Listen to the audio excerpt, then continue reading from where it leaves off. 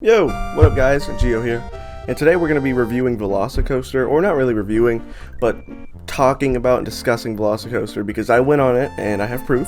Here's a little pin you get after you ride it, you know, pretty cool. So this will be a major spoiler review, major in the fact of I'm going to be putting on-ride footage from a POV and basically talking and explaining where the G-forces come from the entire ride. I'm going to be dissecting the entire ride. So, if you were really looking forward to Velocicoaster and don't want any spoilers, click off ASAP now. So first, before we get into the actual coaster, I'm going to talk about how I got on the coaster, because that's a bigger story than the coaster itself. So, if you want to skip, go to the comments. I put a little timestamp so you can skip right to coaster talk and you can skip right through this. So, how I got on the ride. So Universal did this really funny thing where even if you're an annual pass holder of 10 years, some people just didn't get an email. I was one of them who was unlucky enough to not get an email. So basically how it worked is you RSVP for the coaster and then you get on it, obviously. You pick a time, a date, and you go on it. Perfect, right? Smooth, simple, great. Well, some people just didn't get an email, me being included. And a lot of people went to Twitter to voice their frustrations. And I heard people say that they got on the ride anyway if you complain hard enough, which we'll get back to that. And all around, Universal kind of botched the way they did the RSVPs because a lot of people just straight didn't get an email, like me. So, me being me, I wasn't going to take no for an answer. We, meaning me and my girlfriend, we texted the Twitter. She is a beautiful soul. She replied to every single person because the night before they sent out an email saying that non-RSVP'd pass holders will not be able to get on the ride, and I was livid because I never got a shot at the email, right? So she stayed up and basically replied to every single person on Twitter, TikTok, Snapchat, anywhere she could find. She was asking questions. Now for me, I was upset because this is the most anticipated coaster of my lifetime, basically, right?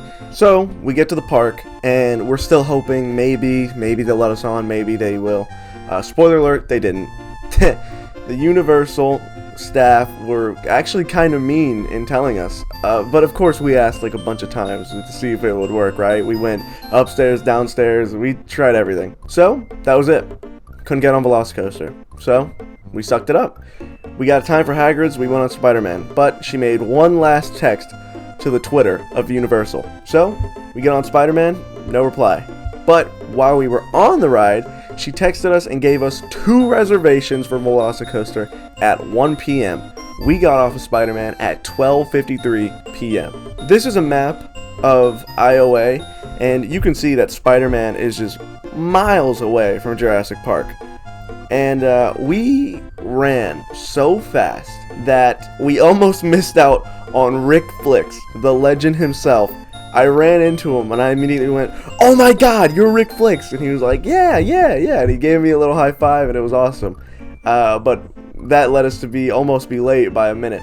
So we get there and they just let us straight on, and it was the best experience ever. All the running helped out my cardio tremendously, and I met Rick Flicks. So who wouldn't want to meet the god of Universal, the god of theme parks? Rick Flicks, I mean, come on.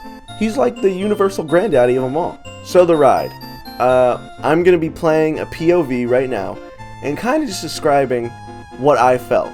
I sat in the back seat, the very last seat, and it was the best roller coaster experience I've ever had in my life. So let's go and look at the POV and I'll kind of detail what is the best parts of the ride and where you're going to feel the most forces and what your experience is going to be like. So for those of you that don't know, this is the queue. It looks spectacular. I mean, just look at those raptors up there. It just looks great. There's a little test seat over there. It's by the Discovery Center, so at the bottom of the Discovery Center, those are where the paid lockers are. The actual lockers themselves are actually on the ride, and it's extremely innovative. It's really cool. So let's go inside. So this is the queue. The queue, it's got Mr. DNA in it. Extremely high tech. One of the best, probably the best queue I've ever seen in my life. Honest to God, it's incredible. It is nuts how good the queue is. You can see the coaster whoosh through, and the queue actually plays a part in the show, in the pre-show. So the pre-show of the ride plays into the queue because you see the raptors whirling by, and that's the first launch. So the first launch plays into the queue very heavily, which I think is really cool. And big ups on Disney, on Universal for doing that, because it made the ride a lot better and it made the queue feel a lot more interactive. So right there, the cart launches, and then you have Velociraptors kind of run after it, and then one kind of sniffs out. And it's like, oh, humans, people, interesting.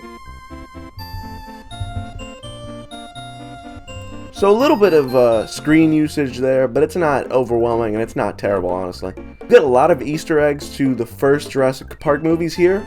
There's a lot of references to Ian Malcolm. There's a ton of Jeff Goldblum references in here. And if you grew up with the first Jurassic Park movies, you'll certainly get a kick out of this queue, trust me. So here are the Velociraptor animatronics that they put in. These look great. The video doesn't do this justice. These look great in person. They look incredible. It's just amazing. Yeah, look, you can see it breathing and the eyes move. It is nuts what they did to that animatronic. It looks great in person, trust me. Hey guys, so my video got super delayed from the audio, so I'm just in post now, fixing it up, and I'm going to give you a way better analysis of the Velocicoaster, and just tell you where your highlights are going to be on the ride. So the ride kind of starts you off in this like cage, you know, and it looks really sick. This guy's hands, obviously, he's wearing glasses because you couldn't really get anything on the ride. They wouldn't let you film, obviously. But here's your first introduction to the show scene, and the show scene plays really closely to the queue area, which is really sick. Those lights kind of indicate when you're gonna go and launch out. If you look to your left and or right on the actual ride, there's little indicators that tell you. But when they turn blue, that's when you launch. Boom, and this launch is insane, guys. That launch is nuts. That little airtime hill there is insane too. And you got another one, and that one is also crazy. They did a great job hiding the actual ride from the public, because you can't really see much of it. Obviously the rock, that's one of the big things that you can see always, is the rock there. And you're going to the second launch here, as you can see. So there are some animatronics here, which is awesome. Here you go, you got two animatronics, one on the right and one on the left. They look great. I don't know if they're animatronics or statues, but they do make noise, so they might be statues. And in the back there you got Paradon flyers too. Looks really cool. So this is the second launch. The second launch is intense. You won't feel it from this video. You won't see it in the video. But it is intense. That 50-70 launch feels like you're going 70 to 100. It's insanely fast. So there you go. And this top hat, guys. This top hat. If you're sitting in the back, this top hat is a must-do. This top hat is something unreal in the back. I didn't have my belt all the way secured, so when the top hat came around, I essentially just flew out of the seat, and it was a great experience. The guy, one of the ride ops actually, told me that I was going to be in a big surprise. I was going to be in for a big surprise on the top hat, and I was like, really? He's like, yeah, dude, just wait, trust me. And I got off the ride, and I pointed at him, and I was like, dude, you nailed it right on the head. That is a surprise of a lifetime. You go flying. It is nuts, guys. So as you can see, the front is more for scenery and the back is more for thrill. And this upside down part's really fun too. It's really fun, really intense. You wouldn't believe it.